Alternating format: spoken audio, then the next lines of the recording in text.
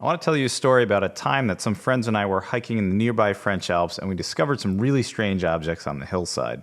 We headed out that morning from Turin to escape the brutal summer heat by retreating to the cooler temperatures high up in the mountains.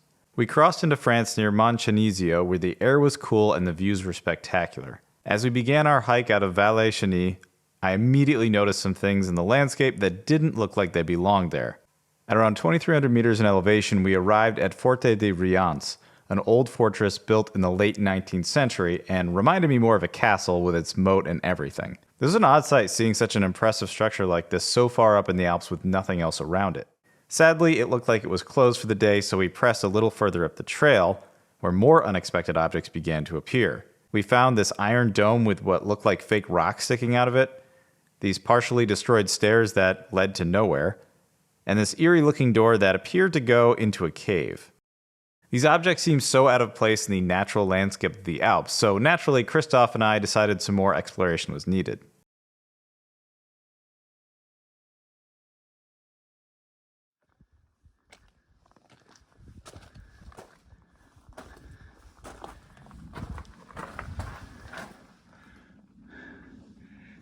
Yeah, I think this is a cave. I think there's bunkers and stuff in here.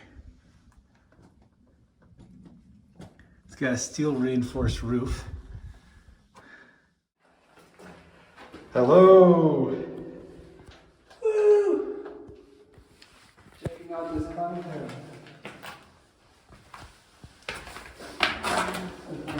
Let's go a little bit. Just a little. What's called that thing?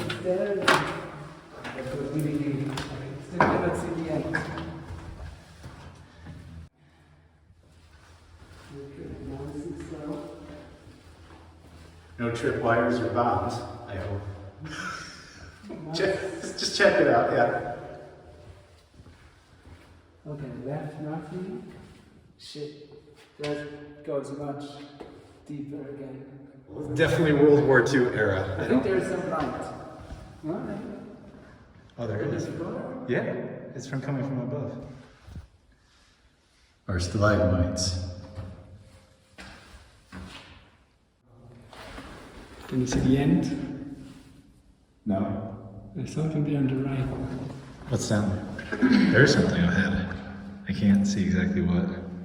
I can see it better in my monitor. It's like white. Oh, yeah. The phone isn't much like... Yeah, I think that's the end. It's a barrel. No, it goes to the left. Oh my god. What is that? The floor is getting sticky. Okay, end game here. I think that's ventilation. Ventilation shaft up there. Yeah, I can feel it. Wow, that's crazy. What is this? It's blocked. Filled by rocks. Must be another entrance. What is this? Put your lid on it. Nothing surprising. What does this say? There's some numbers. Eternity or something. See, there's other footprints. We're not the first people here.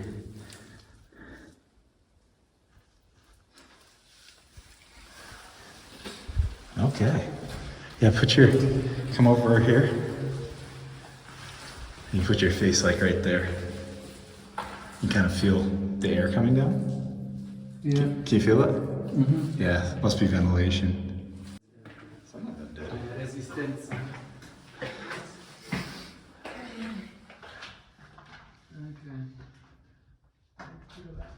It's the land of the living. This is like somebody. Everything made that. That was a bomb or a torpedo or something, a missile.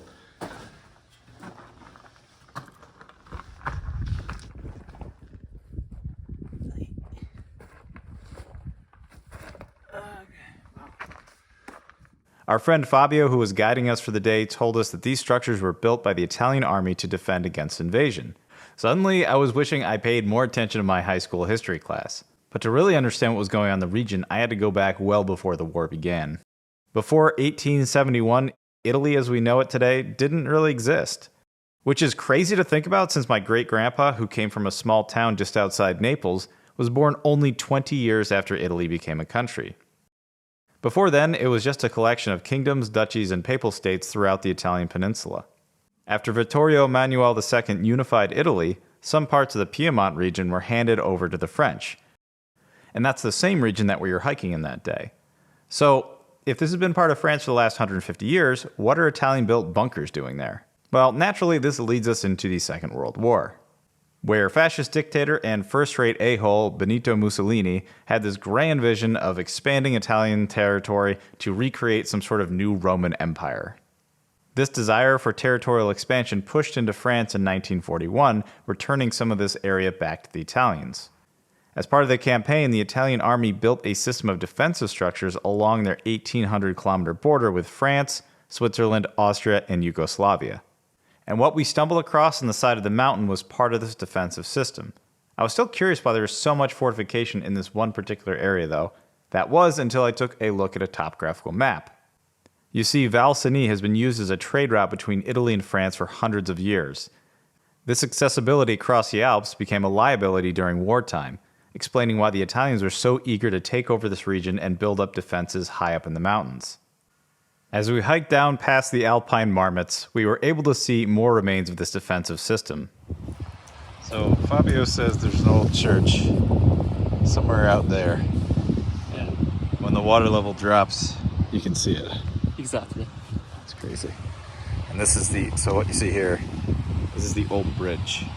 Yeah, that definitely was not a bridge. Based on some images I found online, this was part of an anti-tank barrier, which makes it even more creepy that it's now at the bottom of this reservoir. And as we got a little bit closer to the lake, we found yet another bunker.